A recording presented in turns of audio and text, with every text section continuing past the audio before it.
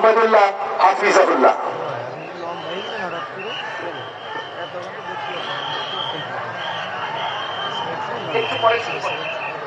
আসসালামু আলাইকুম ওয়া রাহমাতুল্লাহি ওয়া বারাকাতুহু। আপনারা সবাই ভালো আছেন? আলহামদুলিল্লাহ আলহামদুলিল্লাহ আলহামদুলিল্লাহ। আল্লাহ রাব্বুল আলামিন আমাদের সবাইকে মৃত্যু পর্যন্ত ভালো থেকে নেক আমল করে আজকের এই মাহফিল থেকে উপকারী কথাগুলো শুনে আমলে নিয়ত করে যাওয়ার তৌফিক দান করুন, আমিন। আলহামদুলিল্লাহ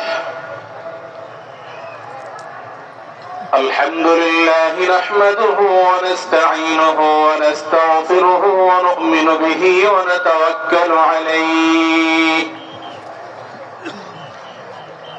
ونعوذ بالله من شرور أنفسنا ومن سيئات أعمالنا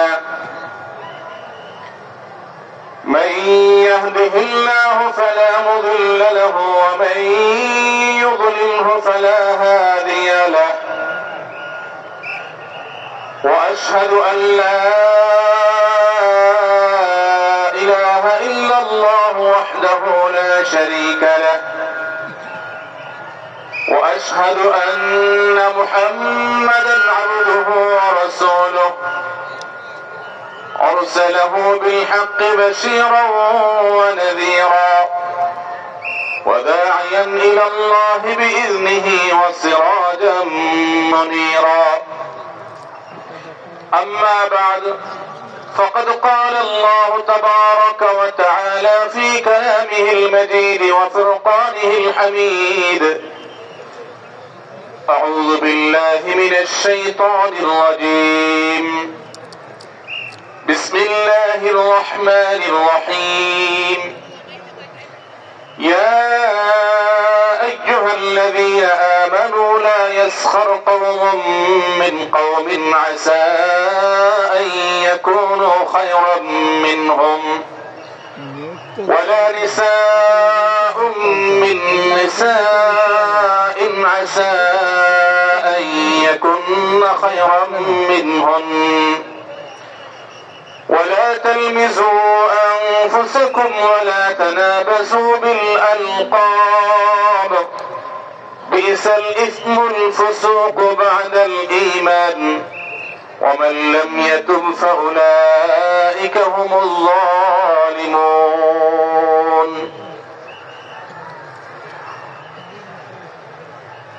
আবদিন ফাউন্ডেশন কর্তৃক আয়োজিত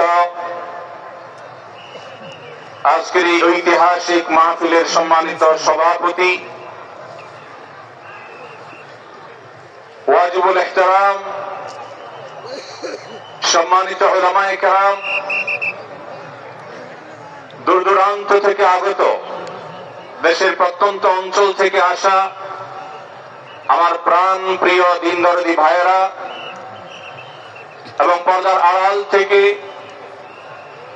যে সমস্ত মা বোনরা আমাদের শুনছেন, সে সকল মা ও বোনেরা, আল্লাহ রাব্বুল আলামিন আমাদেরকে কোরআনে কারীম থেকে, নবী করিম সাল্লাল্লাহু আলাইহি ওয়াসাল্লামের হাদিস থেকে গুরুত্বপূর্ণ বক্তব্য শোনার জন্য আজ আবদিন সকিনা মেডিকেল কলেজ হসপিটালের এই বিশাল মাঠে সমবেত হওয়ার তৌফিক দিয়েছেন। সেজন্য রব্বে কারীমের কাছে আমরা শুকরিয়া জানাই, আলহামদুলিল্লাহ।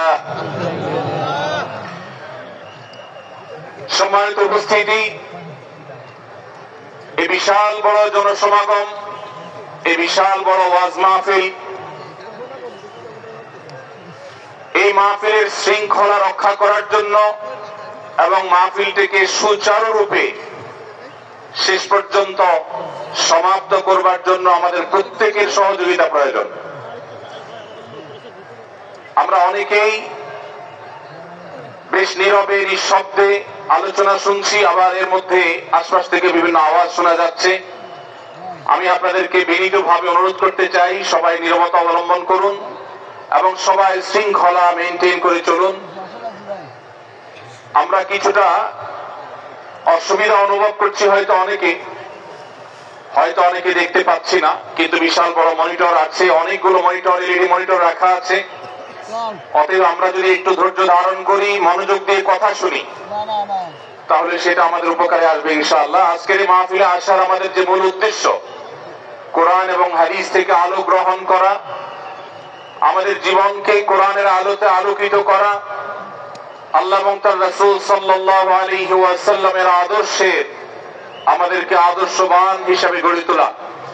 আমরা সে আদর্শের সঠিক শিক্ষা গ্রহণ করবার প্রয়োজনে প্রত্যেকে ধৈর্য ধারণ করি, সবর করি, এবং যে সমস্ত অসুবিধাগুলো আমাদের হচ্ছে, অনেকে দেখতে পাচ্ছেন না, সে অসুবিধাগুলো আজকের এই মাহফিলটি, এই মাঠের প্রথম মাহফিল।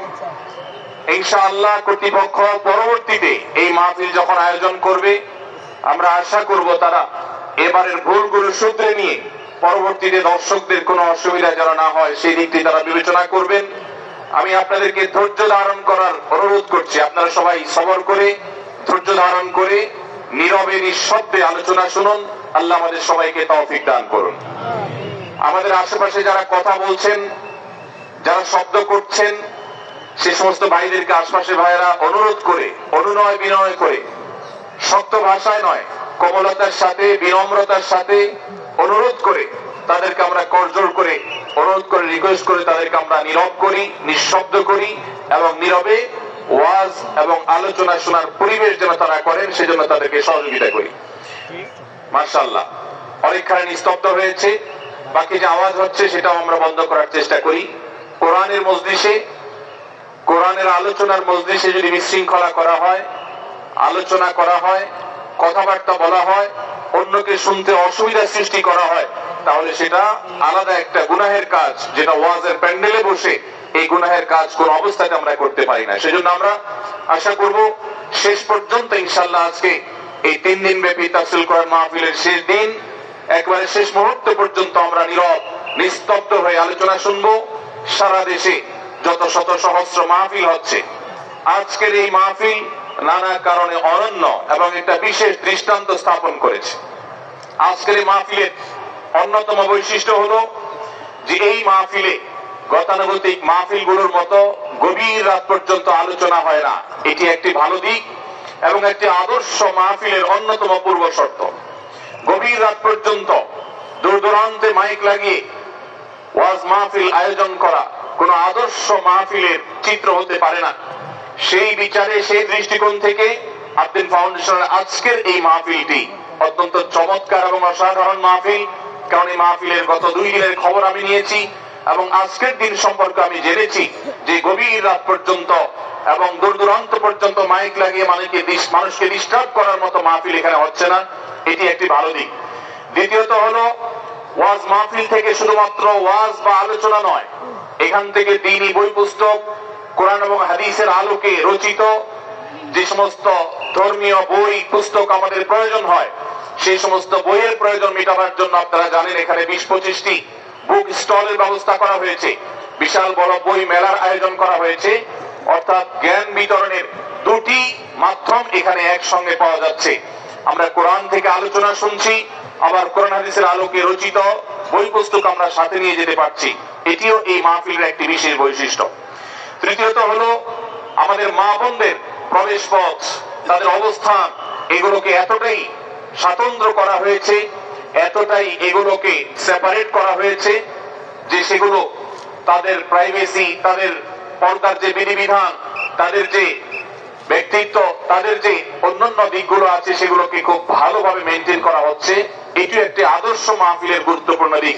আজকাল অনেক ওয়াজ মাহফিলে মা বোনদের জন্য ওয়াজ শোনার ব্যবস্থা রাখা হয়, কিন্তু সেই সমস্ত ওয়াজ মাহফিলে মা বোনদের পর্দা সুন্দরভাবে সুচারুরূপে তারা আসা এবং নিরাপত্তার সাথে আবার ফিরে যাওয়ার মতো পৃথক আসা যাওয়ার রাস্তা ইত্যাদির ব্যবস্থা করা হয় না, যা বহুবিধ ফিতনার কারণ হয়ে থাকে।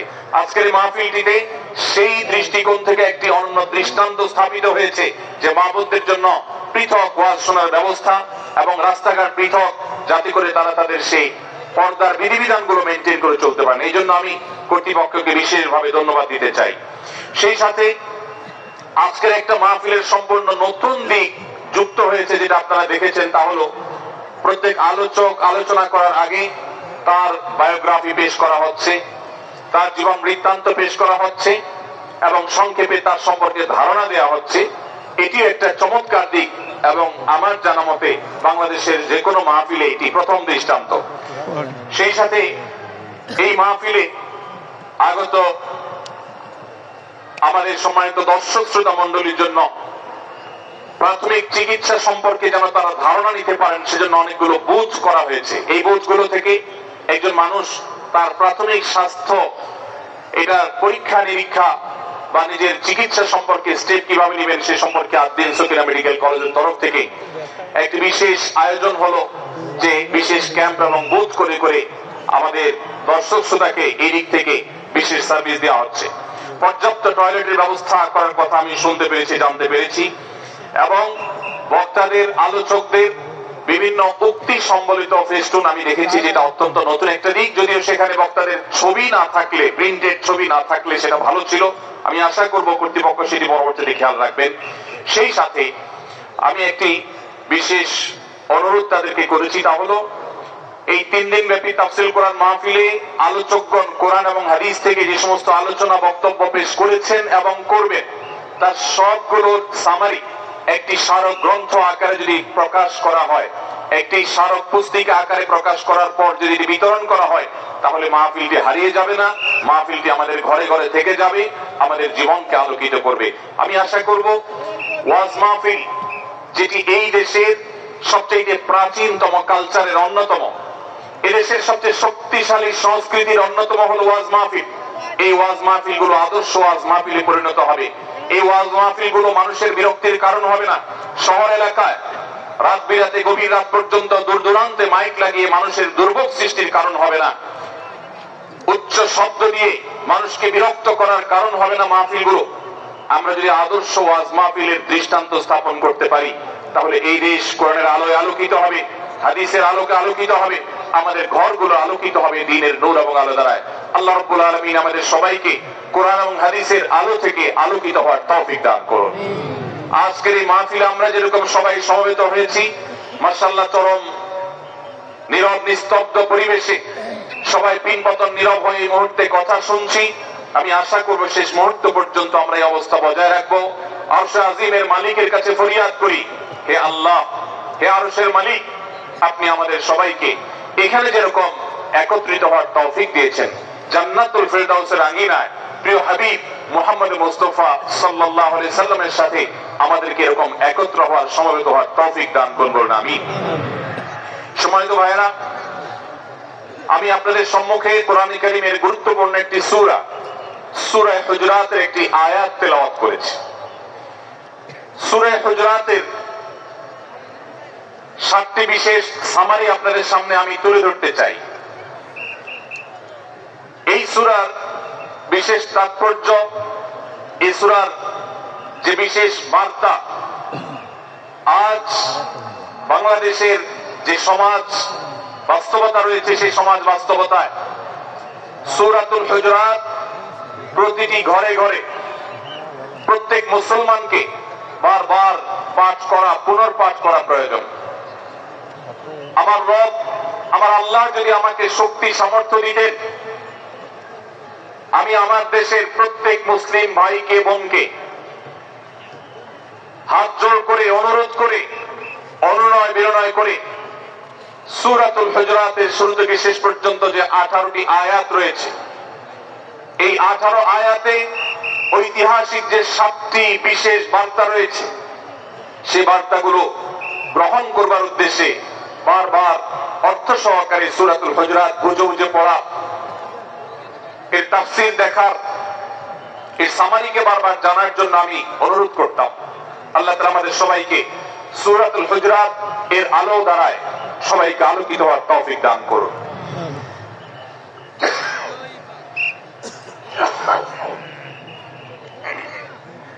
সম্মানিত উপস্থিতি,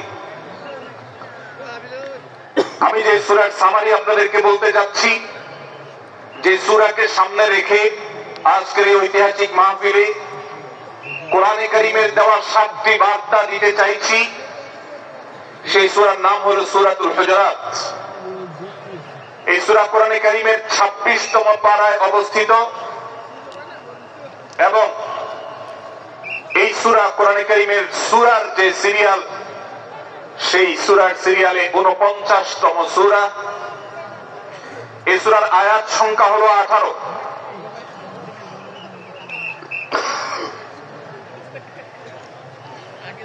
এই সূরার প্রথম থেকে পঞ্চম আয়াত পর্যন্ত, প্রথম এই 5টি আয়াতে আল্লাহ রাব্বুল আলামিন তার প্রিয় নবী মুহাম্মদ মুস্তাফা সাল্লাল্লাহু আলাইহি ওয়াসাল্লাম, সবাই দরুদ পড়ি, সাল্লাল্লাহু আলাইহি ওয়াসাল্লাম, প্রিয় নবীজির নাম শুনলে দরুদ পাঠ করতে হয়, তার জন্য দোয়া করতে হয়। কারণ আল্লাহর হাবিব সাল্লাল্লাহু আলাইহি ওয়াসাল্লাম তার সমগ্র জীবনকে যে কষ্টের মধ্যে পার করেছেন, তার সমগ্র জীবনকে উৎসর্গ করেছেন, তা আপনার আমার হেদায়েতের জন্য, গোটা বিশ্ব মানবতার মুক্তির প্রয়োজনে। যিনি তার জীবনকে, যৌবনকে শেষ করে দিয়েছেন, তার সমগ্র জীবনে কখনো ভোগ, উপভোগ এটিকে কখনো তিনি প্রশ্রয় দেননি, প্রাধান্য দেননি। দিনাতিপাত করেছেন অত্যন্ত কষ্টের সাথে, শত সহস্র বাধার সম্মুখীন হয়েছেন। শুধুমাত্র কিয়ামত পর্যন্ত আগত সকল মুসলিম নরনারীর কাছে যেন কোরআনের বার্তা পৌঁছে যায়, সবাই যেন হেদায়েত প্রাপ্ত হয়ে যায়, সবাই যেন মুক্তি প্রাপ্ত হয়ে যায়, সবাই যেন জান্নাতি হয়ে যায়, সবাই যেন জাহান্নাম থেকে মুক্তি লাভ করে, এই উদ্দেশ্যে তার সমগ্র জীবনকে তিনি উৎসর্গ করেছেন।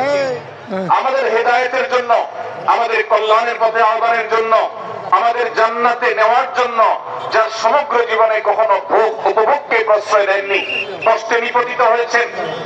তিনি চাইলে মক্কার রাজত্ব করতে পারতেন, তিনি চাইলে মক্কার সবচেয়ে ভোগী মানুষ হতে পারতেন, কিন্তু সেটা না করে তিনি যে ত্যাগের দৃষ্টান্ত স্থাপন করেছেন, প্রিয় নবী মুহাম্মদ সাল্লাল্লাহু আলাইহি সাল্লামের সেই অবদানের স্বীকৃতি স্বরূপ আমরা তার নাম যখনই শুনবো সাল্লাল্লাহু আলাইহি সাল্লাম বলে তার প্রতি আল্লাহর রহমত যেন, অনুগ্রহ যেন নাজিল হয়, সেজন্য দোয়া করব।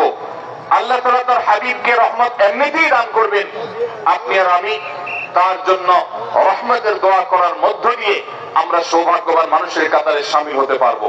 তো আমি যেটি বলছিলাম, সূরাতুল হুজুরাতের 1 থেকে 5 নম্বর আয়াত পর্যন্ত এই 5টি আয়াতে আল্লাহ রাব্বুল আলামিন প্রিয় নবী সাল্লাল্লাহু আলাইহি সাল্লামের সাথে আদব এবং শিষ্টাচারের শিক্ষা দিয়েছেন মানব জাতিকে।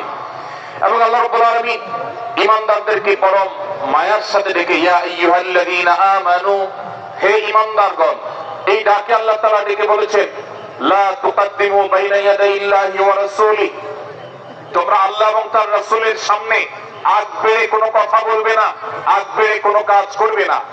একজন ঈমানদার, একজন মুসলমান, তার এই শিষ্টাচারের শিক্ষা তার জীবনে ধারণ করতে হবে। যখনই আল্লাহ কোনো কথা বলেছেন, আল্লাহ রাসূল সাল্লাল্লাহু আলাইহি সাল্লাম কোনো কথা বলেছেন, এটি নিশ্চিত হতে পারবো আমরা, তখন একজন ঈমানদার আর কখনো সেটার উপর কোনো কথা বলবে না, আগ বেড়ে কোনো কিছু করবে না, কোন প্রকার সীমা লঙ্ঘন করবে না। আল্লাহ, রাসূল, আল্লাহ বলেছেন, আল্লাহ রাসূল বলেছেন, এটি শোনার পর সে তার আপাদমস্তককে সারেন্ডার করবে, সে নিজেকে আত্মসমর্পণ করবে। এরপর তার কোন যুক্তিকে, কোন বুদ্ধিকে, তার কোন মতামতকে সে সেখানে আর দাঁড় করাবার চেষ্টা করবে না। এটা একজন শিষ্টাচার বিশিষ্ট ঈমানদারের বৈশিষ্ট্য। কোরআন এই শিক্ষা আমাদেরকে দিয়েছে। ভাইরা আমার, এই শিক্ষাকে ধারণ করে আমরা যারা নিজেদেরকে মুসলমান দাবি করছি, আমাদের সম্মানীয় যারা আছেন, আল্লাহকে যেরকম আমরা সম্মান করি, আল্লাহ রাসূলকে যেরকম সম্মান করি, ঠিক একইভাবে আমাদেরকে যে সমস্ত মানুষগুলোকে সম্মান করার নির্দেশ করা হয়েছে, উলামায়ে কেরাম রয়েছেন, আমাদের বাবা মা, বয়সে বড়, শিক্ষিত, এবং যারা আমাদের শিক্ষক বৃন্দ আছেন, এভাবে যারা আমাদের সম্মানের পাত্র আছেন, সে মানুষগুলোর সামনে আগ বেড়ে যেন কোনো কিছু না করি। সে আগ বাড়াটা কথার ক্ষেত্রে হতে পারে, চলার ক্ষেত্রে হতে পারে, আচরণের ক্ষেত্রে হতে পারে। এই শিষ্টাচারের শিক্ষা সূরা হুজুরাতের প্রথম আয়াতে আমাদেরকে দেওয়া হয়েছে। প্রিয় ভাইরা আমার, আমাদের সমাজে আজ যে সমস্ত ভালো গুণের দুর্ভিক্ষ চলছে, ক্রাইসিস চলছে, অভাব চলছে, এর মধ্যে অন্যতম হলো আজ শিষ্টাচারের অভাব আমাদের সমাজের চতুর্দিকে আপনি দেখতে পাবেন পরিলক্ষিত হচ্ছে। আমাদের শিশু থেকে নিয়ে কিশোর, যুবক থেকে নিয়ে মধ্যবয়স্ক সকল শ্রেণী মানুষের মধ্যে আজ আদব এবং শিষ্টাচারের ভয়াবহ অভাব আমরা দেখতে পাচ্ছি।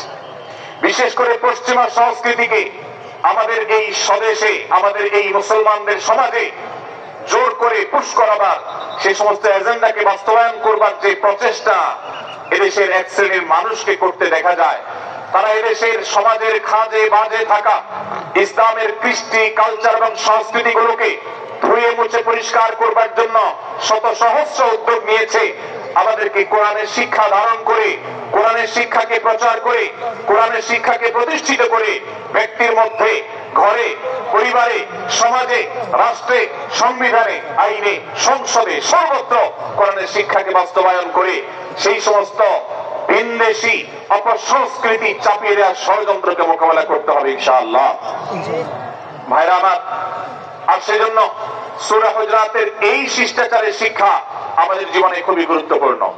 আমরা যখনই কোনো সম্মানীয় ব্যক্তির কাছে আমরা থাকবো, তাদের কথার উপরে কথা বলা, তাদের সাথে তর্ক করা, তাদের সামনে আগ্রহে কথা বলা, এমনকি তারা যখন চলবেন তাদের সামনে সামনে হাঁটা, এই সবগুলো কোরআনের এই শিষ্টাচারের যে শিক্ষা আছে এর পরিপন্থী। নবী সাল্লাল্লাহু আলাইহি সাল্লামের সময়কার একটি ঘটনা, এক ব্যক্তি তার বাবার সাথে হেঁটে যাচ্ছিলেন, বোঝা যাচ্ছিল না যে তাদের মধ্যে বাবাকে সন্তানকে। অনেক সময় বাপ সন্তানের বাহ্যিক ভাবে দেখে বোঝা যায় না, এরকম কোন কোন ক্ষেত্রে হয়। জিজ্ঞেস করা হলো তাদেরকে, তোমাদের মধ্যে বাবাকে সন্তানকে? বলা হলো যে অমুক বাবা অমুক সন্তান। তখন নির্দেশনা দেওয়া হলো যে সন্তান তার হাঁটা এবং চলার মধ্য দিয়ে এই বিনয়ের প্রকাশ ঘটাতে হবে, আনুগত্যের প্রকাশ ঘটাতে হবে, সম্মান এবং শ্রদ্ধার প্রদর্শন করতে হবে, যার মধ্য দিয়ে বোঝা যায় যে কে সন্তান আর কে বাবা, এটা যেন জিজ্ঞেস করতে না হয়। আজ আমাদের যারা তরুণ আছি, আমরা যুবক আছি, আমরা অনেকেই পশ্চিমা সংস্কৃতি দ্বারা প্রভাবিত হয়ে আমরা শিষ্টাচারের এই গণ্ডি এবং সীমানা পার হয়ে চলে গেছি। কোরআন আমাদেরকে শিষ্টাচারের শিক্ষা দিচ্ছে যে আমরা সিনিয়রদের সামনে বিনয়ের সাথে আচরণ করব, তাদের সামনে সামনে চলা থেকে বিরত থাকবো, যথাসম্ভব তাদেরকে অনুসরণ করার চেষ্টা করব, তাদের সাথে কথা হবে, তাদের আগ্রহে কথা হবে না, তাদের কোনো জিজ্ঞাসা থাকলে সেটার উত্তর হবে বিনয়ের সাথে। এই শিষ্টাচারের শিক্ষা আমাদেরকে দেওয়া হয়েছে। এবং একইভাবে সূরা হুজরাতের প্রথম বার্তার মধ্যে নবী সাল্লাল্লাহু আলাইহি সাল্লামের সাথে আরেকটি শিষ্টাচার শেখানো হয়েছে, তা হলো আল্লাহ রাব্বুল আলামিন আমাদের কণ্ঠকে, আমাদের আওয়াজকে, আমাদের কথাকে নবী সাল্লাল্লাহু আলাইহি সাল্লামের কথার চাইতে যেন আগ্রহে না যায়, তার চাইতে যেন উচ্চ কণ্ঠে আমরা কথা না বলি, তার চাইতে যেন উচ্চ স্বরে কথা না বলি, সেই শিক্ষা দিয়েছেন, সেই শিষ্টাচারের শিক্ষা আমাদেরকে দেওয়া হয়েছে। ভাইরা আমার, প্রিয় নবী সাল্লাল্লাহু আলাইহি সাল্লামের সাহাবীরা নবী সাল্লাল্লাহু আলাইহি সাল্লামের প্রতি আদব এবং শিষ্টাচার এত বেশি প্রদর্শন করতেন যে নবী করিম সাল্লাল্লাহু আলাইহি সাল্লামের প্রতি এই শিষ্টাচারের কথা যখন বলা হয়, সাহাবীরা অনেকে নবী করিম সাল্লাল্লাহু আলাইহি সাল্লামের সাথে কথা বলতে রীতিমতো ইতস্তত বোধ করছিলেন যে কিভাবে কথা বলবো, না জানে জোরে হয়ে যায় এবং তাতে না জানে আমি বেয়াদবের কাতারে শামিল হয়ে যাই, শিষ্টাচার বহির্ভূত কাজ করে ফেলি। এবং আল্লাহ তাআলা যে সতর্কীকরণ করেছেন সূরা হুজরাতের এই 1 থেকে 5 নম্বর আয়াতের মধ্যে, তার আওতায় আমি না জানে পড়ে যাই। তখন সাহাবায়ে কেরাম বিনয় এবং বিনম্রতা অবলম্বন করেছেন এবং তারা একরকম বিপাকে পড়ে গেছেন। এতটা তারা সভ্য ছিলেন, এতটা তারা নম্র ছিলেন, এতটা তারা বিনম্র আচরণ করতেন নবীজির সাথে। ভাইরা আমার, এই বিষয়টিও আমরা শুধুমাত্র আমাদের প্রিয় নবীজির জন্য নয়, এটি আমাদের মা বাবা, আমাদের সম্মানের পাত্র যারা আছেন, আমাদের বয়সে যারা সিনিয়র আছেন, তাদের সামনে কথা বলার সময় আমরা মেনটেন করে চলবো। অর্থাৎ আমরা উচ্চ কণ্ঠে তাদের সামনে কথা বলবো না। এই মাহফিলে এখনো শত শত হাজারো মানুষ হয়তো এমন আছেন যারা মায়ের সামনে, বাবার সামনে, বড় ভাইয়ের সামনে, শিক্ষকের সামনে, সিনিয়রদের সামনে, মুরব্বীদের সামনে, ওলামাদের সামনে উচ্চ কণ্ঠে কথা বলেন। প্রিয় ভাইরা আমার, আমরা মুসলমানদের সন্তান, আমরা মুহাম্মদ সাল্লাল্লাহু আলাইহি সাল্লামের উম্মত, আমরা আবু বকর, ওমর, ওসমান, আলী রাদিয়াল্লাহু আনহুর অনুসারী, আমরা কোরআনের অনুসারী। কোরআনের অনুসারী কখনো বেয়াদব হতে পারে? কোরআনের অনুসারী কখনো বেয়াদব হতে পারে? কোরআন যে শিষ্টাচারের শিক্ষা দিয়েছে এই শিক্ষা আজ আমাদের মধ্যে ধারণ করতে হবে, আমাদের সন্তানদের শেখাতে হবে, আমাদের ঘরে ঘরে এই শিক্ষা চর্চা করতে হবে, আমাদের সমাজে এটিকে প্রতিষ্ঠিত করতে হবে। পশ্চিমা সংস্কৃতির যে ছোবল, সে ছোবল আমাদের সন্তানদেরকে আজকাল অনেক ক্ষেত্রে বেয়াদবে পরিণত করছে, তাদের অনেক সময় শিষ্টাচার থেকে বের করে দিচ্ছে। তারা কখনো স্বাধীনতার নামে, কখনো মত প্রকাশের নামে, কখনো বিভিন্ন নামে তারা কিন্তু হারিয়ে যাচ্ছে। আজকের এই বাস্তবতাকে উপলব্ধি করে সূরা হুজুরাতের 1 থেকে 5 নম্বর আয়াত এর শিক্ষাকে আমাদের মধ্যে ধারণ করতে হবে। আল্লাহ তাআলা আমাদের সবাইকে সেই তৌফিক দান করুন। ভাইরা আমার, সূরা হুজুরাতের প্রথম বার্তা নবী সাল্লাল্লাহু আলাইহি সাল্লামের সাথে শিষ্টাচার। আল্লাহ এবং তার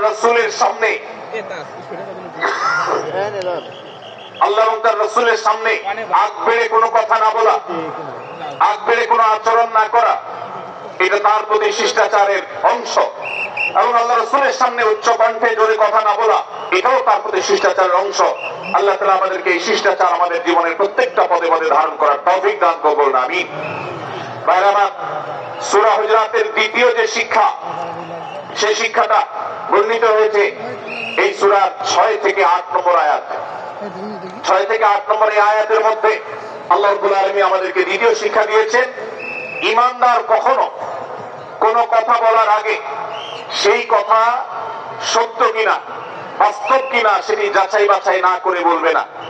ঈমানদার কখনো গুজবে কান দিবে না। ঈমানদার কখনো শোনা কথার উপরে ভিত্তি করে কোনো সিদ্ধান্ত গ্রহণ করবে না। এই শিক্ষাটাও আজকের বাস্তবতার আলোকে আমাদের সমাজের জন্য অত্যন্ত গুরুত্বপূর্ণ এবং প্রয়োজনীয়। প্রিয় ভাইরা আমার, আমাদের চতুর্পাশে যদি আমরা তাকাই, আমরা দেখতে পাবো সোশ্যাল মিডিয়াতে, ফেসবুকে আজকাল কোন তথ্য উপাত্ত পেলে সেটার পরখ করা ছাড়া, যাচাই বাছাই করা ছাড়া, সত্য অসত্য নিরূপণ করা ছাড়া আমরা অনেকে সেটার প্রচার প্রচারণা নেমে যাই। আমরা অনেকে সেটার শেয়ার দেওয়া শুরু করে দিই। আমরা অনেকে এটার উপর ভিত্তি করে অনেককে নিন্দা মন্দ করা শুরু করে দিই।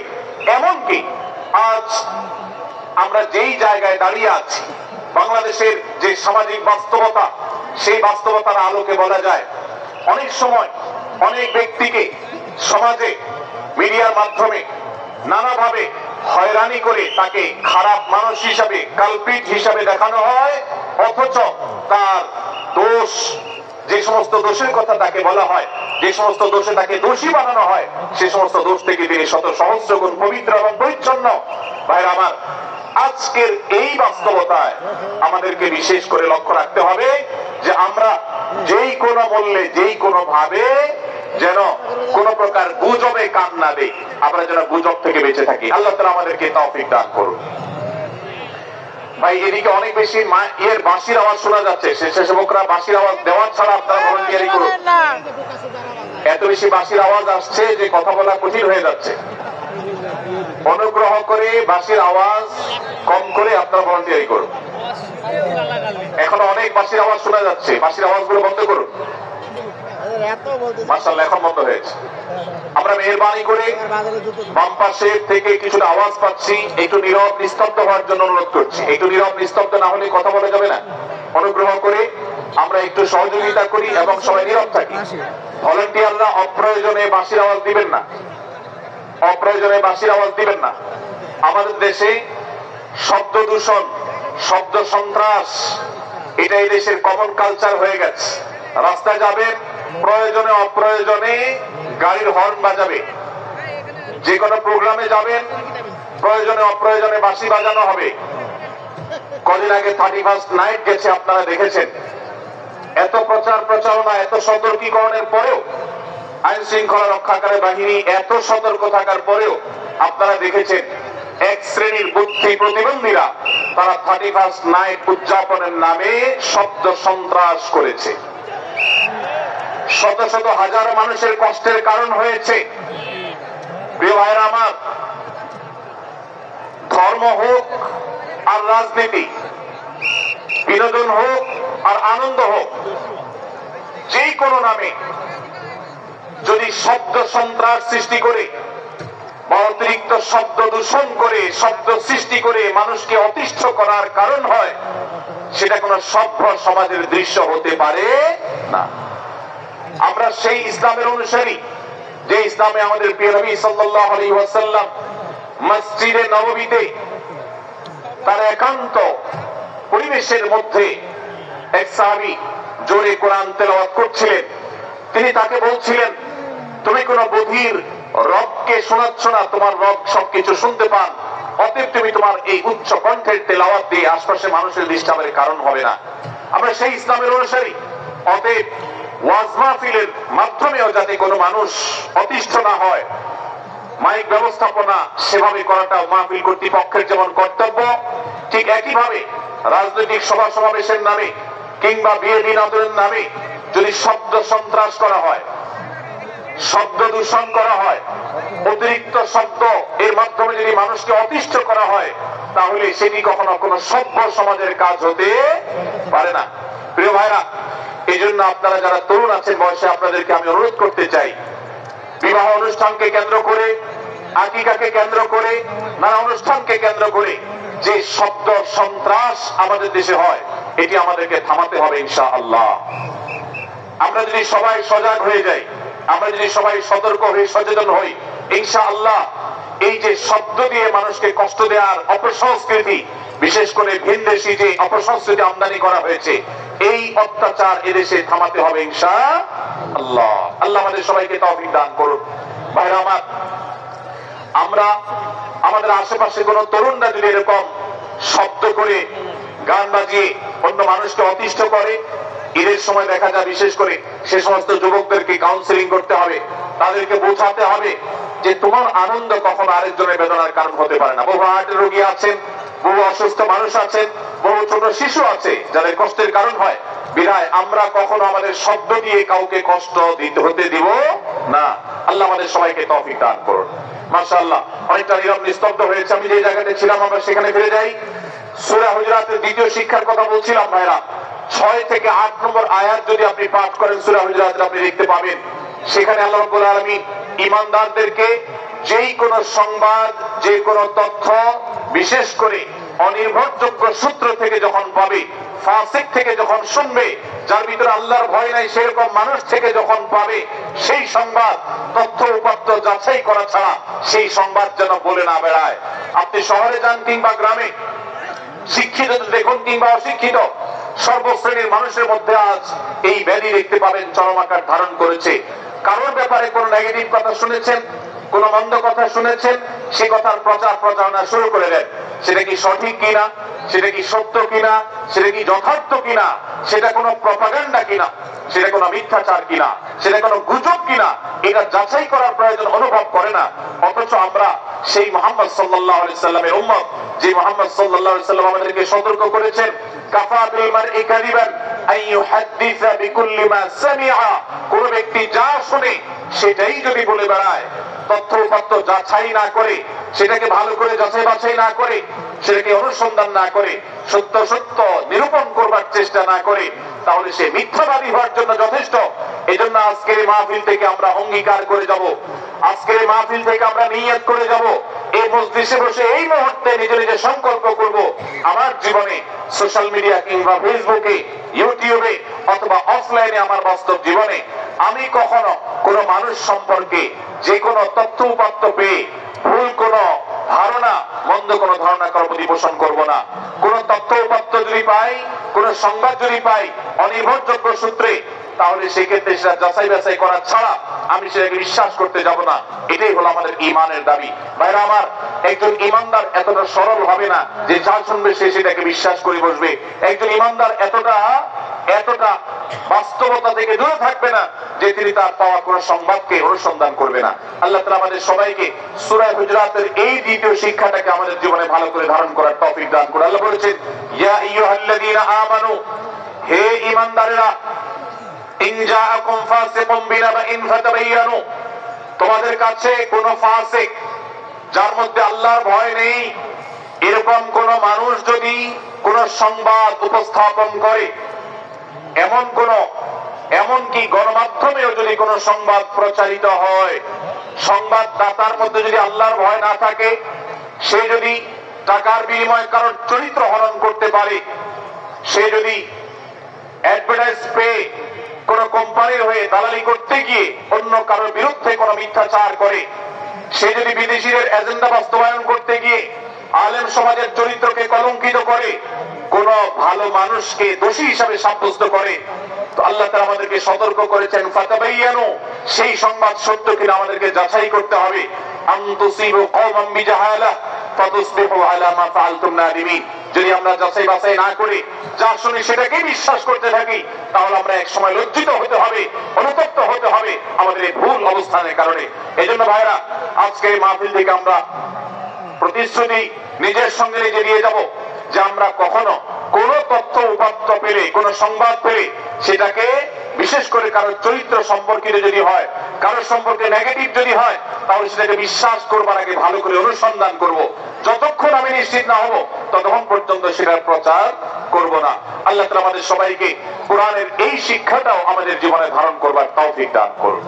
ভাইরা আমার, তৃতীয় যে শিক্ষা সূরা হুজুরাতের, সেটি হলো আল্লাহ রাব্বুল আলামিন সূরা হুজুরাতের 9 এবং 10 নম্বর আয়াতে ঈমানদারদের মধ্যে যদি কখনো মতভিন্নতা, মতপার্থক্য, এটা যদি মারামারিতে পরিণত হয়, ঈমানদারদের মধ্যে যদি কখনো দুই পক্ষ গন্ডগোল এবং ফাসাদের মধ্যে লিপ্ত হয়ে যাওয়ার মতো দৃশ্যের অবতারণা হয়, তাহলে আমরা যেন আমাদের মুসলমান ভাইদের ঘর পোড়ার মধ্যে আলো পোড়া দিতে না যাই। আমরা যেন আমাদের মুসলমান ভাইদের মধ্যকার বিভেদকে আরো বৃদ্ধি করতে সহায়তা না করি। আমরা যেন মীমাংসার পথ অবলম্বন করি। আমরা যেন তাদের মধ্যকার দূর সম্পর্কে যে অবনতি হয়েছে সেটাকে দূর করবার চেষ্টা করি। আল্লাহ রাব্বুল আলামিন এই নির্দেশ দিতে গিয়ে বলেছেন, ওয়া ইন তাইফাতানি মিনাল মুমিনিনা ইকতাতালু, যদি ঈমানদারদের দুটি দল, দুটি গ্রুপ নিজেদের মধ্যে মারামারিতে লিপ্ত হয়ে যায়, ফাসলিহু বাইনাহুমা, তাহলে তোমরা সেই বিবাদমান দুটি দলকে মীমাংসা করবার চেষ্টা করবে। আজ আমাদের মধ্যে এরকম বহু বিষয়কে কেন্দ্র করে মুসলমানদের মধ্যে অনেক সময় মুখোমুখি অবস্থান আমরা দেখতে পাই, যা দুর্ভাগ্যজনক, যা হওয়ার কথা ছিল না। এমনকি জাগতিক বিষয়ে যেমন হয়, ধর্মের নামে, ইসলামের নামে আজ আমরা হাজার হাজার টুকরা হয়েছি। আজ গোটা বিশ্বে আমাদের মুসলমানদের যে অবস্থান দুর্বল হয়েছে, এর অন্যতম প্রধান কারণ হলো আমাদের অনৈক্য।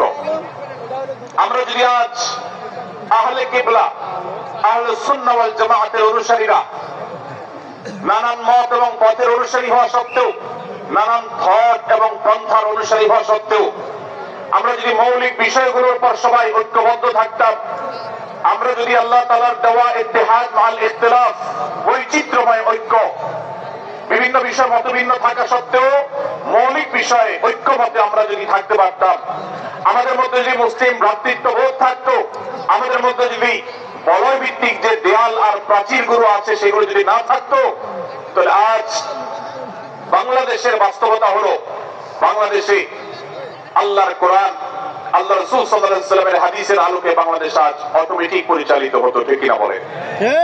আমরা যদি আজ ঐক্যবদ্ধ থাকতাম, তাহলে এদেশে হাতে গোনা যাবে এরকম স্বল্প সংখ্যক নাস্তিকেরা, ইসলাম এবং মুসলমানদের শত্রুরা, তারা আমাদেরকে নিয়ে তারা আজ যে খেলা খেলছে, আমাদেরকে যে তারা শাসন করছে, আমাদেরকে যে তারা তাদের অধীনস্থ করে রাখছে, আমাদের উপরে যে আজ ভিনদেশী কালচার চাপিয়ে দিচ্ছে, আমাদের উপরে তারা যে আজ কর্তৃত্ব করছে, আমাদেরকে আজ টুকরা টুকরা করছে, এই দুঃসাহস তারা কোনোদিন দেখাতে পারত না যদি আমরা ঐক্যবদ্ধ থাকতাম।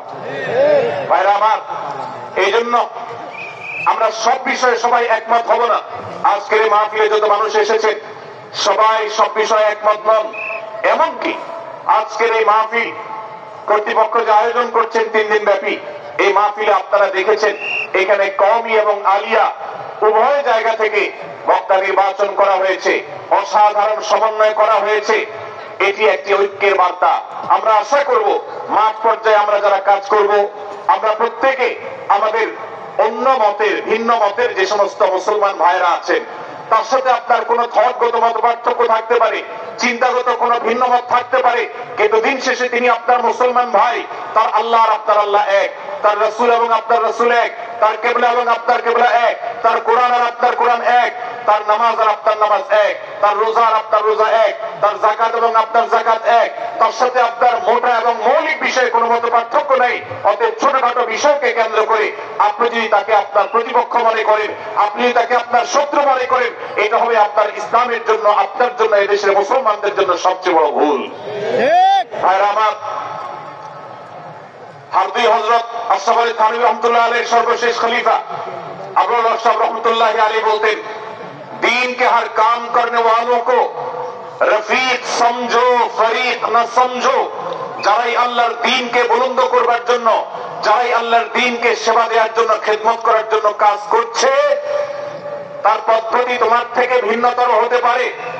তাকে তুমি তোমার বন্ধু মনে করো, সহযাত্রী মনে করো, পথযাত্রী মনে করো, সহযোদ্ধা মনে করো, তোমার প্রতিপক্ষ মনে করবে না।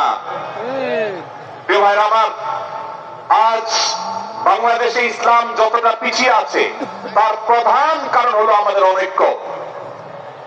আজ আমরা যদি আমাদের মধ্যকার যে সমস্ত দেয়াল এবং প্রাচীরগুলো, অদৃশ্য প্রাচীরগুলো উঠে আছে, যেগুলো আমাদের মুসলিম ভ্রাতৃত্বকে ভেঙে খান খান করে দিয়েছে, টুকরো টুকরো করে দিয়েছে, যদি আজ আমরা সে সমস্ত অদৃশ্য প্রাচীরগুলো দূরে সরাতে পারতাম, আমার ভিন্ন মতের ভাইকে যদি আমার ভাই মনে করতে পারতাম, তার যদি আমি কল্যাণকামী হতে পারতাম, আল্লাহর কোরআনের ঘোষণা অনুযায়ী এই মুসলমানদের ঐক্যবদ্ধ শক্তিকে দমাবার শক্তি পৃথিবীর কারোর নাই, কারোর নাই, কারোর নাই। আজ আমার ভাইয়েরা ফিলিস্তিনে মার খাচ্ছে, যদি আজ গোটা বিশ্বের মুসলমানরা আমরা ফিলিস্তিনে মুসলমানদের উদ্ধারের ব্যাপারে ঐক্যবদ্ধ থাকতাম, ফিলিস্তিনে মুসলমানের দিকে চোখ তুলে তাকাবার শক্তি বিশ্বের কোন কাফেরদের থাকতো না।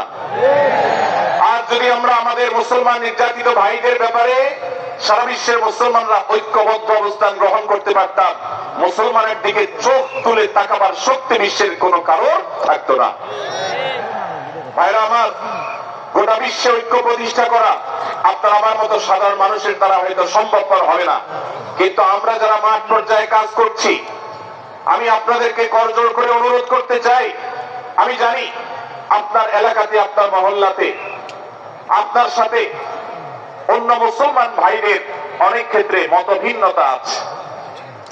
সেটা রাজনৈতিক দৃষ্টিভঙ্গির ক্ষেত্রে হতে পারে, সেটা ধর্মীয় থট এবং মানহাজ, মাযহাব, মাসলাকগতভাবে হতে পারে, সেটা অন্য কোন ইস্যু ভিত্তিক মত পার্থক্য হতে পারে।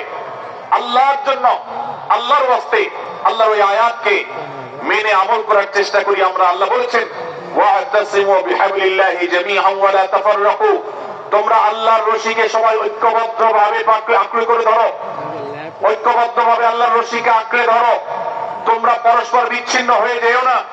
আমরা অনেক ফরজের কথা শুনেছি, নামাজ রোজা ফরজ আমরা জানি, বাবা মার প্রতি সদ্ব্যবহার করার ফরজের কথা আমরা জানি, আত্মীয়তার সাথে সুসম্পর্ক, আত্মীয়তার বন্ধন রক্ষার কথা আমরা জানি, ফরজ হওয়ার কথা জানি, কিন্তু মুসলমানদের ঐক্যবদ্ধ থাকতে হবে এই ফরজের কথা আমরা অনেকেই জানি না।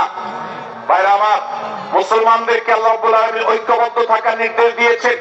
এই ঐক্যটা এর মানে এই নয় যে সবাই এক মতের হয়ে যাবে সব বিষয়ে। বিভিন্ন বিষয়ে আমাদের মধ্যে মত পার্থক্য থাকবে, তারপরে আমরা একে অন্যের সহযোদ্ধা হব, সহযাত্রী হব, আমরা একে অন্যের কল্যাণকামী হব, একে অন্যের ভালো চাইবো। আমার ভিন্ন মতের মুসলমানের কোন ক্ষতিতে আমি খুশি হব না, তার ক্ষতিতে আমি কষ্ট পাবো, তার সাফল্যকে আমি এনজয় করব, আনন্দিত হব। এটা যদি করতে না পারি তো আমি কখনো খালেস এবং সাচ্চা মুসলমান হতে পারলাম না। আল্লাহ তাআলা আমাদের অন্তরগুলোকে উদার করে দিন, ব্রড করে দিন, প্রশস্ত করে দিন, বড় করে দিন, উম্মার ঐক্যের প্রয়াসী হওয়ার তৌফিক দান করবো না আমি। ভাইরা আমার, আমরা মহল্লায় মহল্লায়, এলাকায় এলাকায়, মসজিদে মসজিদে, আমাদের নিজস্ব বলয়ে, নিজস্ব অঙ্গনে আমরা চেষ্টা করব ভিন্ন ভিন্ন মতের মুসলিম ভাইকেও আমার ভাই হিসাবে আঁকড়ে ধরার, আপন করা। ডক্টর খন্দকার আব্দুল্লাহ জাহাঙ্গীর রাহমাহুল্লাহ এই অঞ্চলের সন্তান, তিনি বলতেন, বিদআতে লিপ্ত কোন মুসলমান তার ব্যাপারেও আমি মনে করি আমার ভাই ভুলের মধ্যে আছেন, তার ব্যাপারে আমার মায়া মমতা কাজ করে, আমি তার কল্যাণকামী, তাকে আমার ভাই মনে করি। ঠিক একইভাবে আমার কোন মুসলমান ভাইয়ের সাথে যদি আমার ভিন্ন মতের কারণে আমার মনে হয় যে তিনি ভুল পথে আছেন, তারপর তাকে আমি শত্রু ভাববো না, তার অকল্যাণ আমি চাইবো না। আজ বাংলাদেশের বাস্তবতা যদি আমরা তাকাই দেখতে পারবো, ইসলাম এবং মুসলমানদের যত শত্রু আছে আমরা দেখেছি গত কয়েক যুগ ধরে তাদের নিজেদের মধ্যে হাজারো বিভক্তি, হাজারো মত পার্থক্য থাকা সত্ত্বেও মুসলমানদের শত্রুতা করার ব্যাপারে তারা সবাই ঐক্যবদ্ধ। অথচ আমরা মুসলমানরা আমাদের আল্লাহ, আমাদের রাসূল, আমাদের কোরআন, আমাদের কিবলা, আমাদের সবকিছু এক হওয়া সত্ত্বেও ছোটখাটো বিষয়কে নিয়ে আমরা আমাদের মধ্যকার বিভেদের প্রাচীর গুলাকে দাঁড় করিয়ে রেখেছি, যার কারণে আমরা গোটা বিশ্বে যেমন মার খাচ্ছি, আমাদের এই প্রিয় মাতৃভূমিতেও আমরা সংখ্যায় সবচেয়ে বেশি হয়েও আমরা কালচারালি মাইনরিটি হয়ে আছি, সংস্কৃতিতে আমরা সংখ্যালঘু হয়ে আছি। সব ক্ষেত্রে আমাদেরকে ইগনোর করা হয়। 4 লক্ষ মসজিদের দেশে 4 লক্ষ ইমাম আছেন, 4 লক্ষ মুয়াজ্জিন আছেন। এই মসজিদগুলো এদেশে এর নেটওয়ার্ক যতটা শক্তিশালী, এদেশের সকল রাজনৈতিক দলগুলোর নেটওয়ার্ককে যদি একত্র করা হয়, মসজিদগুলোর মতো এতটা শক্তিশালী নেটওয়ার্ক এদেশের সমাজে নাই। কিন্তু ওলামা ইকরামকে ইগনোর করা হয়, মুসলমানদের ইগনোর করা হয়। এদেশের আইনে কোরআন এবং সুন্নাহ এদেশের মুসলমানদের ধ্যান ধারণাকে কখনো বিবেচনায় আনা হয় না। এই যে মুসলমানদের আজ দুরবস্থা, এর অন্যতম প্রধান কারণ হলো আমাদের হাজার হাজার ভাগে বিভক্তি। এই বিভক্তির দেয়ালগুলোকে তুলতে হবে কি হবে না? যদি হয় তাহলে আপনি নিজে থেকে শুরু করে দিন।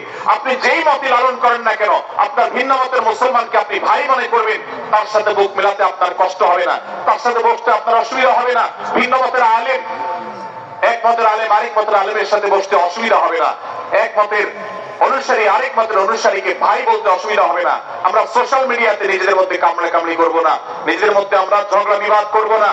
এবং যদি কেউ বিবাদে লিপ্ত হয়, সূরা হুজরাতের 9 এবং 10 নম্বর আয়াতের শিক্ষা বলছে, মুসলমানদের মধ্যে দুটি দল যদি মারামারিতে লিপ্ত হয়, তুমি সেখানে গিয়ে খোঁচাখুচি করে মারামারি বাড়ানোর তো প্রশ্নই ওঠে না। বরং আল্লাহ বলছেন যে ফাসলিহু বাইনাহুমা, তাদের উভয়ের মধ্যে মীমাংসা করবার জন্য তুমি উদ্যোক্তা হও, তুমি উদ্যোগী হও। ভাইরা আমার, আমরা অনেকেই হয়তো জেনে থাকবো মিথ্যা এটা আল্লাহর জমিনের সবচেয়ে বড় জঘন্য অপরাধগুলোর মধ্যে থেকে একটি। একজন মুসলমান কোন অবস্থাতে মিথ্যা বলতে পারে না, কিন্তু কোন মুসলমান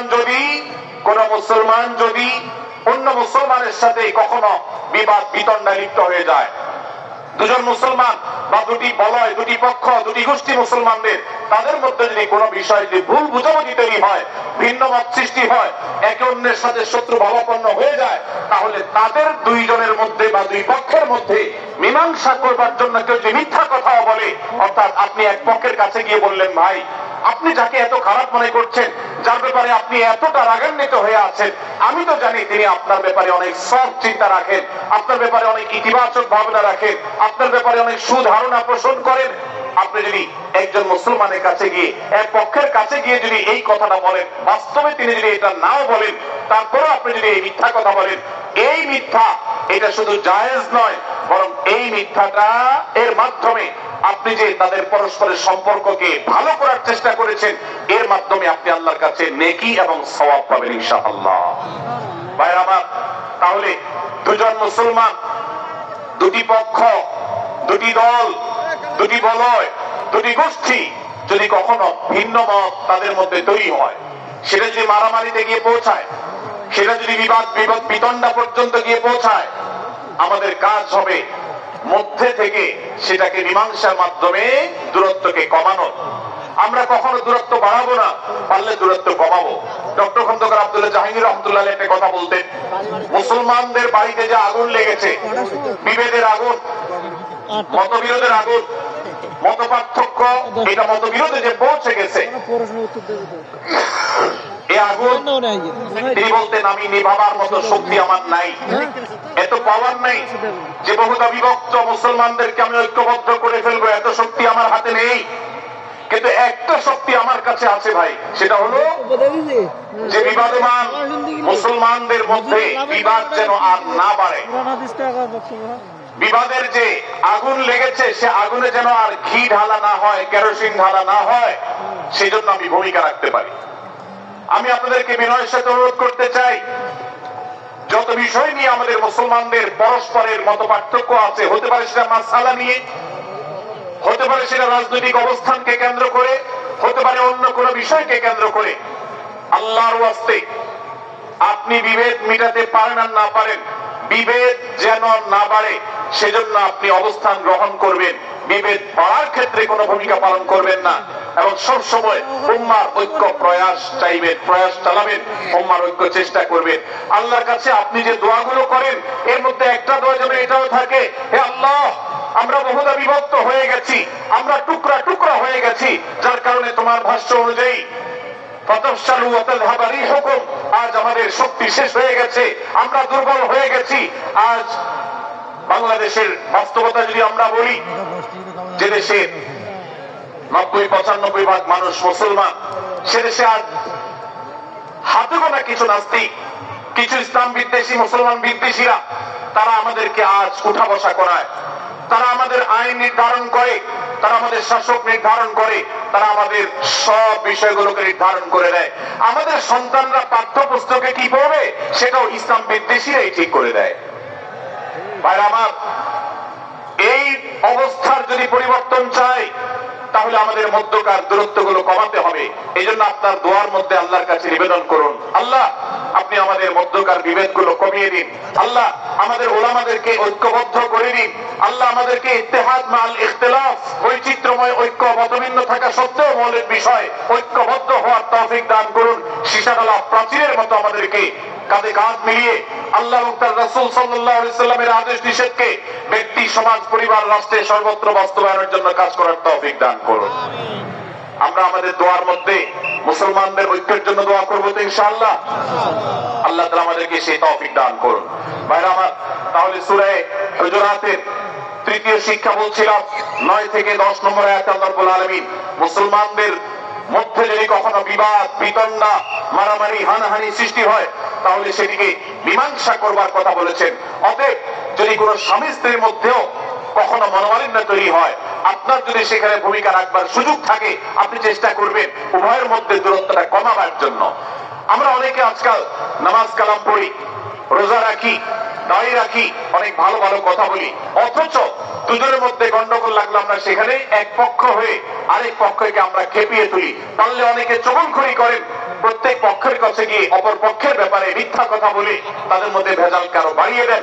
এই জন্য নবী সাল্লাল্লাহু আলাইহি ওয়াসাল্লামের ঐতিহাসিক হাদিস রয়েছে, লা ইয়াদখুলুল জান্নাতা নাম্মাম, যে ব্যক্তি চগলখড়ি করে, দুজনের মধ্যকার গন্ডগোল ফাসাদ বৃদ্ধিতে যে ব্যক্তি ভূমিকা রাখে, ভেজাল লাগায়, এই চগলখড় কখনো জান্নাতে যাবে না।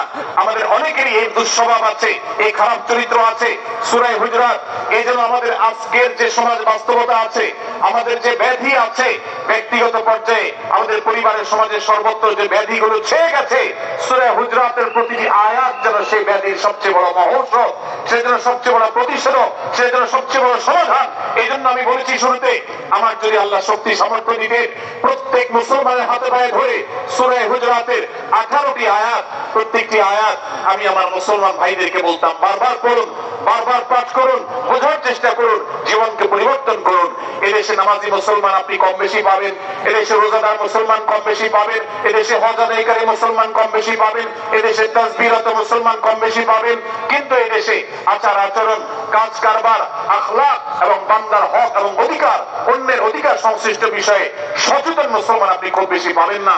আর এই জন্যই আমাদের জান্নাতের পথে অনেক বড় অন্তরায় হয়ে আছে। আজ আমাদের চরিত্রগুলো নষ্ট হয়ে গেছে। আমরা নামে মুসলমান, আমরা চগলখড়ি করি, আমরা নামে মুসলমান, দুজনের মধ্যে গন্ডগোল সৃষ্টি করে দেই। গন্ডগোল আগে থেকে সৃষ্টি থাকলে সেটাকে বাড়াবার চেষ্টা করি। আমরা নামে মুসলমান, আমাদের শিষ্টাচার নেই, আদব নেই, লেহাজ নেই। এই জন্য সূরা হুজুরাতের প্রতিটি আয়াত আমাদেরকে শিক্ষা দেয়। আল্লাহ তাআলা আমাদের সকলকে এই শিক্ষাগুলো আজকের এই মাহফিল থেকে আমাদের বুকের ভেতরে পরম যত্ন সহকারে নিয়ে যাওয়ার এবং আমাদের জীবনকে পরিবর্তন করার তৌফিক দান করুন। ভাইরা আমার, তৃতীয় এই শিক্ষাটি শেষ করে আমি বলতে চাচ্ছি, চতুর্থ আয়াতে আল্লাহ রাব্বুল আলামিন আমাদেরকে বলেছেন, আমরা যেন কেউ কাউকে নিয়ে বিদ্রুপ না করি, ব্যঙ্গ না করি, কেউ কাউকে যেন বাজে নামে না ডাকি, কেউ যেন কাউকে খোঁচাখুচি না করি, কেউ যেন কারোর নাম বিকৃত করে তাকে না ডাকি। ভাইরা আমার, এই আয়াতটি আমি শুরুতে তেলাওয়াত করেছি। আল্লাহ বলেছেন, ইয়া আইয়ুহাল্লাযীনা আমানু লা ইয়াসখার কওম মিন কওমিন আসা আন ইয়াকুনু খায়রাম মিনহুম। হে ঈমানদারেরা, হে মুসলমানেরা, তোমাদের কেউ যেন অন্য কারোর নাম ধরে অন্য কাউকে ব্যঙ্গ, বিদ্রুপ, ঠাট্টা না করে। আমরা একে অন্যকে নিয়ে ঠাট্টা করি কি করি না? বিদ্রুপ করার রোগ আমাদের মধ্যে আছে না নাই? ভাইরা আমার, জাগতিক বিষয় তো আছেই, এমনকি দুর্ভাগ্যজনক বাস্তবতা হলো ধর্মের নামে, ইসলামের নামে একদল মুসলমান অপর দল মুসলমানকে নিয়ে হাসি, ব্যঙ্গ, বিদ্রুপ, রাশাহাসি এবং নাম বিকৃত করা এবং খোঁচাখুচি করা, এই কাজগুলো আমাদের মধ্যে আছে না নাই? আমরা যারা ইসলামের খেদমত মনে করি, আমার ভিন্ন মতের ভিন্ন দলের মুসলমানকে খোঁচাখুচি করি, আমরা যারা আল্লাহর খেদমত মনে করে, ইসলামের সেবা মনে করে, দাওয়াতের কাজ মনে করে, ইসলাম প্রচার মনে করে ভিন্ন মতের অন্য দলের মুসলমানকে নিয়ে ব্যঙ্গ, বিদ্রুপ আর হাসাহাসি করি, তাদেরকে সোশ্যাল মিডিয়াতে, অনলাইনে, অফলাইনে তুচ্ছ তাচ্ছিল্য করি, আল্লাহর শপথ করে বলছি এটা ইসলামের সেবা নয়, এটা হলো প্রবৃত্তির পূজা, এটা হলো আপনার নফসের পূজা, এটা হলো আপনার প্রবৃত্তির গোলামি করা, এটা আল্লাহর গোলামি নয়, এটা ইসলামের খেদমত নয়, এটা ইসলামের 12টা বাজানো। ভাইরা আমার, কোন অবস্থাতে একজন মুসলমান অন্য মুসলমানকে নিয়ে ব্যঙ্গ বিদ্রুপ করতে পারে না। আমার মুসলমান ভাই যদি কোনো ভুল কথা বলে, ভুল কাজ করে, আমি যথাযথ নিয়মে তাকে সংশোধনের চেষ্টা করব, সমালোচনা করার দরকার হলে সেটাও করব, কিন্তু হাসাহাসি নয়, বিদ্রুপ নয়, ব্যঙ্গ করা নয়। আজ আমাদের তরুণদের মধ্যে এটা একটা আর্টে পরিণত হয়েছে। আপনারা রোস্টিং ভিডিওর কথা কম বেশি সবাই জেনে থাকবে। রোস্টিং ভিডিওর কথা আপনারা জানেন কি জানেন না? ভাইরা আমার, রোস্টিং ভিডিও নামটা দেখে, অর্থাৎ কাউকে রোস্ট করা। আমরা মুরগি রোস্ট করার কথা জানি, এখন মানুষ রোস্ট করার সিস্টেম শুরু হয়েছে। একজন মানুষের কোন ভুল কিছু পেয়েছেন, অবশ্যই আপনি সমালোচনা করবেন। আপনি একজন মুসলমান হিসেবে জানতে হবে কারণ ভুলের সমালোচনার মূলনীতি আছে। মূলনীতি আছে না নেই? কোরআন এবং সুন্নাহ বাতানো যে প্রিন্সিপাল, সেটাকে লক্ষ্য করে, সেটাকে আমলে নিয়ে, সেটাকে ধরে ধরে যদি আপনি সমালোচনা না করেন, তাহলে আপনার এই সমালোচনা এটাই আপনাকে জাহান্নামে নেওয়ার কারণ হতে পারে। ভাই আমার, আপনি কাউকে রোস্ট করার নামে, কাউকে সমালোচনা করার নামে, হতে পারে কেউ ভুল করেছেন, কিন্তু সেটা করতে গিয়ে যদি তার অধিকার নষ্ট করেন, আপনি সীমা ছাড়িয়ে চলে যান, আপনি যদি ব্যঙ্গ বিদ্রুপ করে হারামের পর্যায়ে চলে যান, তাহলে সূরা হুজরাতের আয়াতের আলোকে আপনি কবিরা গুনাহে লিপ্ত হলেন। আমরা অনেকে আছি যে ব্যক্তিগত পর্যায়ে এই বিদ্রুপ করাটাকে আমরা কোনো বিষয় মনে করছি না। সোশ্যাল মিডিয়াতে অনেকগুলো ভিডিও ক্লিপ আছে, আপনাদের চোখে নিশ্চয়ই পড়েছে, আমার চোখে বহু পড়েছে, যে অনেক সময় দেখা যায় বিনোদনের নামে কাউকে খোঁচাখুচি করা, কাউকে অপমান করা, কাউকে হয়তো ধাক্কা দিয়ে পানি দিয়ে ফেলে দেয়া, কাউকে কষ্ট দেয়া, কাউকে হয়তো প্রতারিত করা, এটাকে আমরা এনজয় করি। অনেক ভিডিও ক্লিপে দেখা যায় এভাবে কাউকে কোনোভাবে অপমানিত করে, কাউকে কোনোভাবে ধোঁকা দিয়ে বোকা বানিয়ে আমরা এনজয় করি, আমরা হাসাহাসি করি। আমাদের রুচি নষ্ট হতে হতে আজ এই পর্যায়ে এসেছে যে এটা আমাদের এনজয়ের বিষয় হয়েছে, এটা আমাদের আনন্দের বিষয় হয়েছে। ভাইরা আমার, সূরা হুজরাতের এই আয়াত, অর্থাৎ 11 নম্বর আয়াত, এই আয়াত বলছে আমাদের জন্য কোন মুসলমানকে, কোন মানুষকে ব্যঙ্গ বিদ্রুপ করা হারাম। কোন মুসলমানকে ব্যঙ্গ বিদ্রুপ করা কি হারাম। অতএব আপনি রসিকতা করে যদি কারোর সাথে ব্যঙ্গ বিদ্রুপ করেন এবং সেটা যদি তার মনে কষ্ট হওয়ার কারণ হয়, তিনি যদি সমাজের মানুষের কাছে হেয় প্রতিপন্ন হন, তাহলে ইসলামী দৃষ্টিকোণ থেকে সারা বিশ্বের সমস্ত আমাদের ঐক্যমতে সেটা হারাম। আমরা চুরি করা হারাম জানি, আমরা ডাকাতি করা হারাম জানি, আমরা মাদক সেবন করা হারাম জানি, আমরা নামাজ ত্যাগ করা হারাম জানি।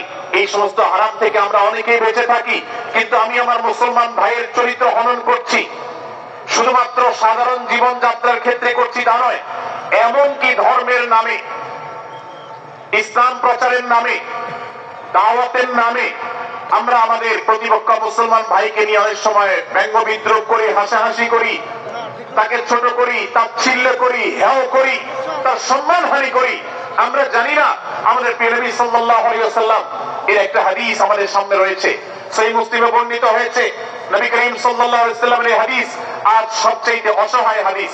অসহায় হাদিস এই জন্য বললাম যে আজকের এই হাদিসের উপরে কেউ আমল করে না, এই হাদিসটাকে কেউ পাত্তা দেয় না, এই হাদিসকে কেউ গুরুত্ব দেয় না, অথচ এই হাদিস প্রত্যেক মুসলমানের বুকে বুকে ঝুলিয়ে রাখা দরকার।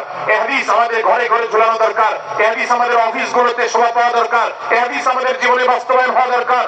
নবী করিম সাল্লাল্লাহু আলাইহি ওয়াসাল্লাম সেই হাদিস বর্ণনা করেছেন।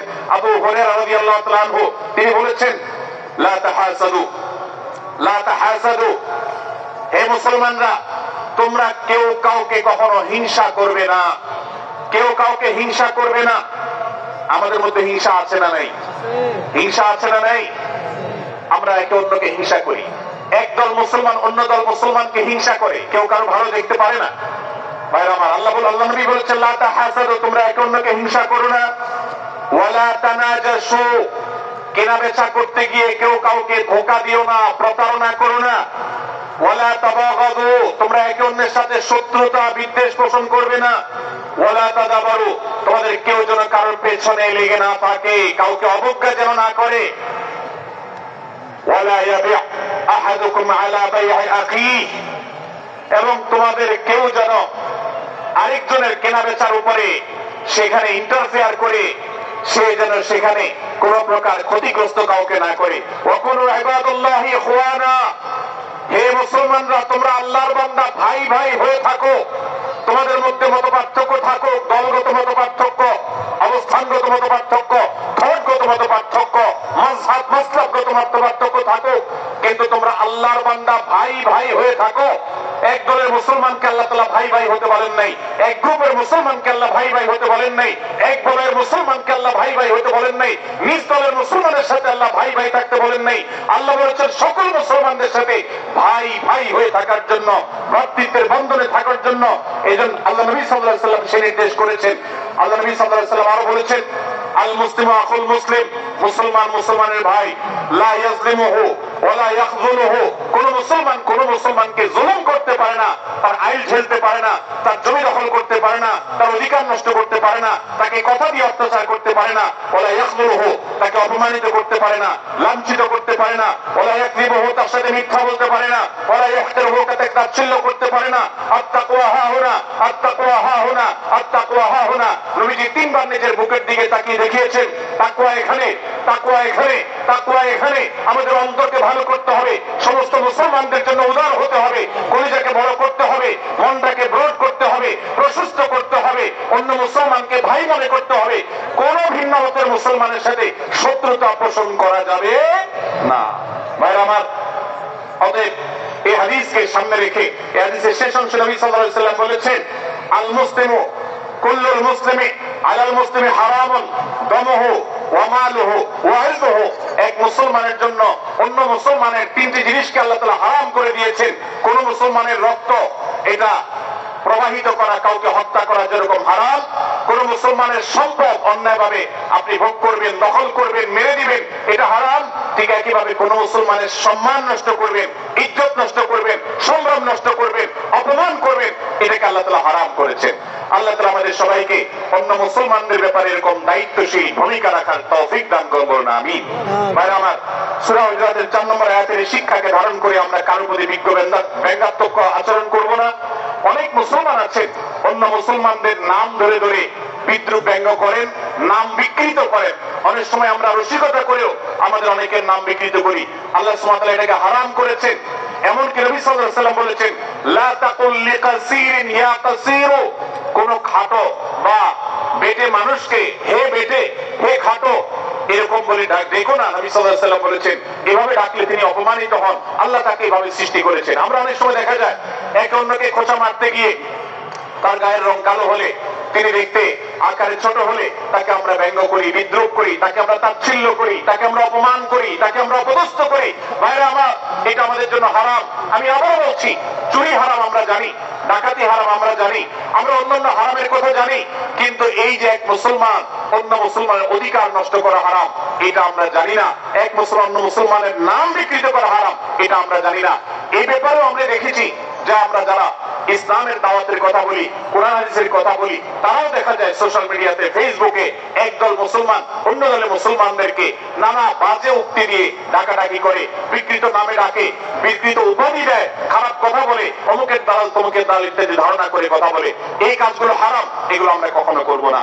5 নম্বর যে শিক্ষা আছে সূরা হুজুরাতে, সেটা হলো 12 নম্বর আয়াতে আল্লাহ রাব্বুল আলামিন এখানে কুধারণা করাকে হারাম করেছেন, মন্দ ধারণা করতে আল্লাহ তাআলা নিষেধ করেছেন, এবং গীবত করতে, পেছনে লাগতে নিষেধ করেছেন।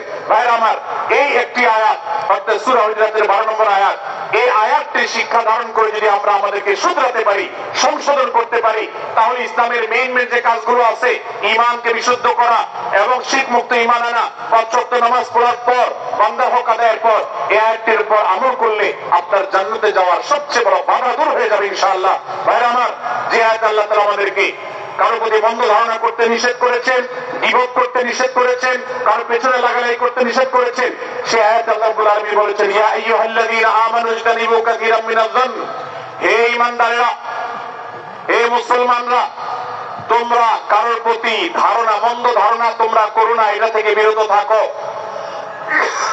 অনেক ধারণা অর্থাৎ মন্দ ধারণা এটা গুনাহ, এটা থেকে বিরত থাকো।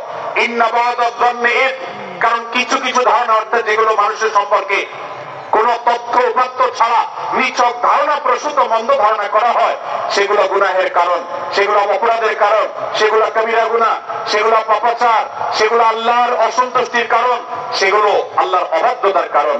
এই জন্য ভাই, কারোর প্রতি মন্দ ধারণা করা যাবে না। এক্ষেত্রে আমি জানি আমাদের ব্যক্তিগত পর্যায়ে কারো ব্যাপারে কোনো কিছু কথা উঠেছে অথবা সামান্য একটু সন্দেহ তৈরি হয়েছে, আমরা তার চরিত্র নিয়ে টানাটানি করি। আমরা জানি না একজন মুসলমানের চরিত্রের মূল্য কত বড়।